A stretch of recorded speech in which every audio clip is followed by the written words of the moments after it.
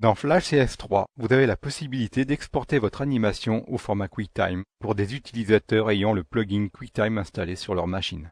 Ce fichier QuickTime pourrait être ensuite utilisé dans différents logiciels de montage vidéo tels que After Effects ou Adobe Premiere. Nous allons voir ensemble deux façons de créer un fichier QuickTime en utilisant Flash. Pour la première façon, nous allons aller dans le menu Fichier, Exporter, Exporter l'animation. Je choisis le format QuickTime et donne un nom à mon fichier. Nous avons ici la possibilité de définir la largeur et la hauteur de notre fichier et éventuellement de créer un canal alpha. Ici, nous allons cocher l'option Arrêter l'exportation lorsque la dernière image est atteinte. Nous aurons alors un fichier QuickTime de la même durée que notre animation Flash. Ensuite, vous avez la possibilité d'indiquer où seront stockées les données temporaires.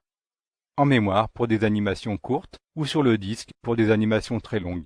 La première option est recommandée pour préserver les performances de votre animation. Vous pouvez aussi cliquer sur les paramètres QuickTime pour régler les différentes options de compression. Je clique maintenant sur Exporter. Flash génère maintenant le fichier QuickTime. Dans l'éventualité où vous liez votre fichier QuickTime à un projet Flash, vous aurez besoin d'utiliser la seconde possibilité d'exportation en publiant votre fichier au format QuickTime 4. Comme cela, vous combinez les fonctionnalités de Flash et les fonctionnalités de QuickTime en créant un fichier unique utilisable à partir de la version 4 de QuickTime. Notez que cette option requiert les versions du Flash Player 3, 4 et 5. La première chose à faire est donc d'aller dans les paramètres de publication. Je vais dans le menu Fichier, puis dans les paramètres de publication.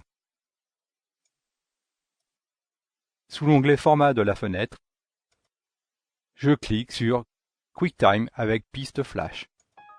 Je suis alors averti que QuickTime ne prend pas en charge les pistes Adobe Flash au-delà de la version 5. Je dis OK.